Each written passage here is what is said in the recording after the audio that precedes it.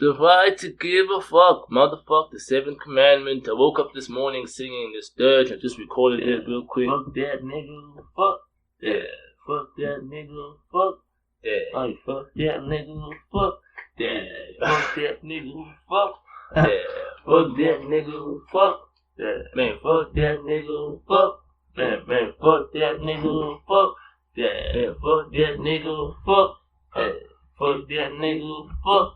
Yeah, fuck that nigga, fuck. Man, fuck that nigga, fuck. Yeah, dip. Yeah, man, that's what's up. So that's what I'm singing in the morning. In our second video of this thought experiment, mind your language, speaking motherfucking Zulu. You know, that's what's up. Been crazy. Listening to this, and I just took you through in the previous video the fact that the noblemen of the British monarch at the time in the Middle Ages had the concession granted to them by the monarch, the kingship, to say that, hey man, you have the right to fuck that nigga, fuck. Yeah, fuck that nigga, fuck. Yeah, fuck that nigga, fuck. Yeah, and the right to express passion.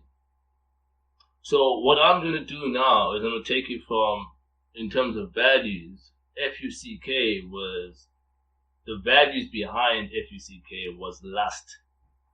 It was lust. And basically selfishness and greed. I just want to, it's about me, but I'm just trying to scratch that itch. And why I say this is because F-U-C-K indemnified the noblemen from having any responsibility for raising the children born to them by these women that they got to F-U-C-K.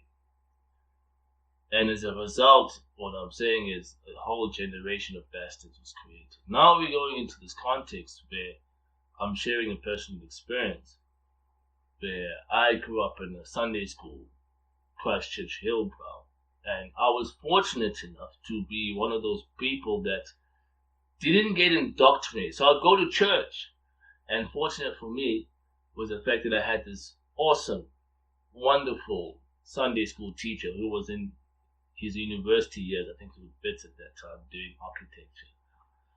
And he was so dope because he spent time with the young blood and the young kids. And at that time, I think I was about 10 years old, 9 years old, 11 years old. And this guy would take us to the Bible and stuff and get us to read the Bible for ourselves. So this is where I got to read the Bible and gain understanding for myself as a young mind. So I didn't get indoctrinated. I was able to perceive the truths and derive the principles from the Bible. So this is great. So I was one of those wild card kids where I would experiment with the Bible. Like I read about this stuff. We're supposed to be like Jesus. Let's follow Jesus. But you try. I remember even a time where I tried to heal somebody and just pray like by just touching them they're gonna be healed. Or the pain's gonna go away. And like, why don't I have the magic powers that Jesus had? And it'd be problematic. So one of the things that it came is that maybe I'm not pure, so let me try to be pure. So let me do this exercise where I observe the 10 commandments of the Bible. If I can do that, it shouldn't be too difficult. Right? So fuck that nigga, fuck. Yeah, man, fuck that nigga, fuck. So what I'm talking about now is we're taking the word fuck and we're saying the right, instead of it being the right to express passion, we're starting to talk about compassion, caring enough to respond. I'm going to go into this in the next video a lot. So what happens, I do this exercise where I read the Bible, the law that was given to the Israelites, the 10 commandments that Moses got. And I'm going to just read them out to you real quick. Exodus 20. Right, so I'm going to paraphrase. First law, don't have any gods besides me. Law number 1. Second law, don't have any idols, any other carved images or statues that you worship. No statues. Right? No idols. Number 3, don't use God's name in a worthless way. 4, God's name at that time, I don't know it's Jehovah, but I'm familiar that it's Jehovah because I got exposed to Jehovah's Witness Church. Right? So the 4th rule, keep the Sabbath. So that was quite difficult. The Sabbath to me was like, okay, one day keep it holy to God. So that's Sunday, right? That's the day I would go to church. So Sunday, no, nothing else but church and God and reading the Bible, right? So 5th law, you must honor your father and mother. So honor, became very important because as a young kid I understood what honor meant. Honor goes beyond obedience to your parents. Honor becomes making them proud. This is a young kid. So these are the 5 laws. And I put them down. I remember every day I had these 5 laws. Did I only one God? Did I not serve any idols? Did I not use God's name in a worthless way? Did I observe the Sabbath this week? Did I honor my father and mother? So this is what I would do every day, do the checklist. You know what I mean? Now going into the last 5 commandments. Thou shalt not commit adultery. Oh, thou shalt not murder first as the 6th one. And then thou shalt not commit adultery. So that was easy for me. Like, okay, I'm not even married. So I'm not having sex with nobody. I ain't gonna kill nobody. Thou must not steal. That was somewhat easy because, like, okay, just don't take whatever's not yours. Thou shalt not testify falsely against your fellow brother. Don't lie about what your brother did. So don't be a pimpa. Don't pimpa people unjustly. And then thou shalt not desire a fellow man's house. Thou shalt not covet. Thou shalt not halela what somebody belongs to somebody else. So that was mission 10 commandments. That's surely doable. So 10 years old, 11 years old, I'm doing this exercise for months. I remember, I think I was in grade 5. It must have been 10. Doing this exercise. And then, like a motherfucker. Right? Like a motherfucker, right? This is what happened. I'm sitting and one day in the church, I find this verse. And let me find it actually. Matthew, I'm just going to take a look. Yeah, Matthew 27. Matthew 5 verse 27. Right? So this is a section where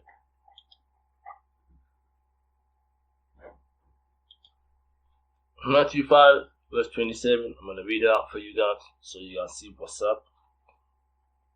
Okay, there we go.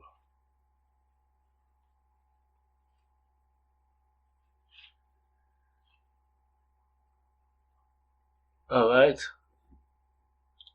Let's see, we got it there.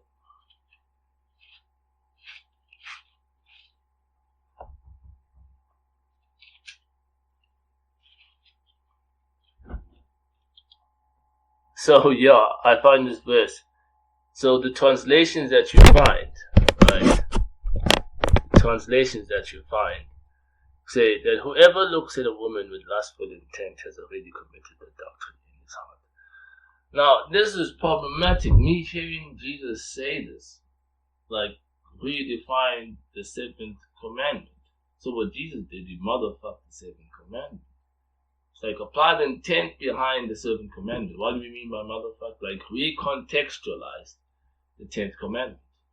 So, what did I say again? Recontextualized the 7th commandment. Because the context of the 7th commandment is the fact that if I'm a man, I'm not going to take my penis and stick it into a man's wife. Right. So this is crazy. So now, that's given. So as a young 10-year-old, I'm not going to have sex with anybody's wife. That's easy. I can do that. Right. But now all of a sudden, because I hear Jesus in Matthew 5, chapter 5, verse 27, saying this, I'm going to read my translation here. New Living Translation. Says, you've heard that it was said, you must not commit adultery. But I say to you that anyone who keeps looking at a woman so as to have passion for her has already committed adultery with her in his heart. So I'm like, God damn, so you already committed adultery just by looking at a woman with the intent of having sex with her. So just the intent is already an offense. So now this is where I tripped up as a young man, because like now I get so discouraged because as a young man I'm already exposed to a whole lot of pornography. I'm exposed to young women like that. Like I used to go to this strip club called the Summit Club, and I'd go and swim at the heated pool there, and you get exposed to young, beautiful women with like big titties, and you'd have conversations with them, and like, God damn, ooh, though, like I want to hit that though, you know what I mean? And furthermore, I mean, I'm gonna go as far as saying that I desired my grandmother to be my wife. I was jealous of my grandfather, basically. I would say that, like, she's my wife. So, you know, my grandmother's my wife. You just step away, nigga. You're in my way, nigga, you know? So, what I'm trying to say is that when I realized that reading this verse kind of ruined the whole experiment, he said, how many days can you go without sinning? How many days can you go without sinning? So all I had to do was make sure I go to church on Sunday. If I don't go to church, all I do is read the Bible and make sure that I don't do anything I don't do any homework, for example. Right. You know, so that's to observe the Sabbath.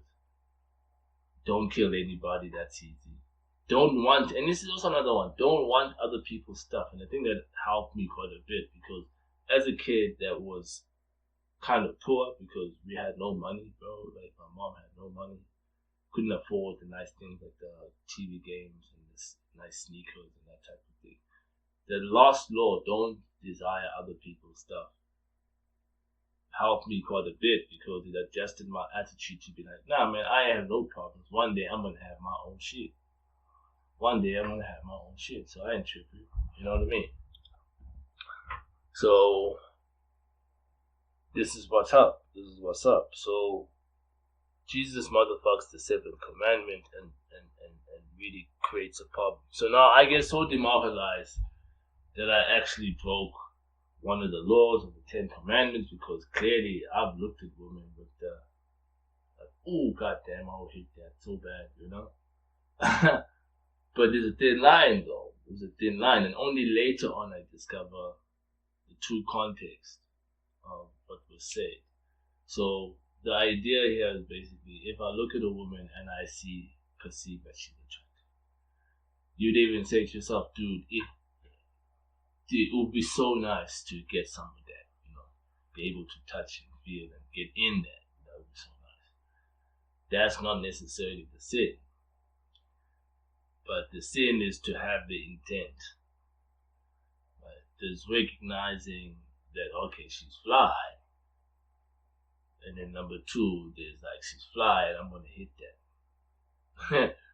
So this is the idea. So I'm going to stop it there. So we just recontextualized fuck. We're just like saying, I'm not living under the British monarch, right? But Jesus is saying that fundamentally, you don't have the right to give a fuck, you know, to actually express your passions. You know what I mean? If you see a woman and you're not married to the person, you don't have a right to give a fuck. So the real thing is basically you only give a fuck when you're married. So this brings us to the issue of sexual immorality and sexual morality, that sex can only be done in the context of marriage. So I kind of sabotaged myself when I'm about 12 years old and make a promise to my Sunday school teacher that, look, I'm not going to have sex before I get married. And they condemned me furthermore. But I'm going to talk about my university experience. And that should be very interesting. That's the next video. Sweet.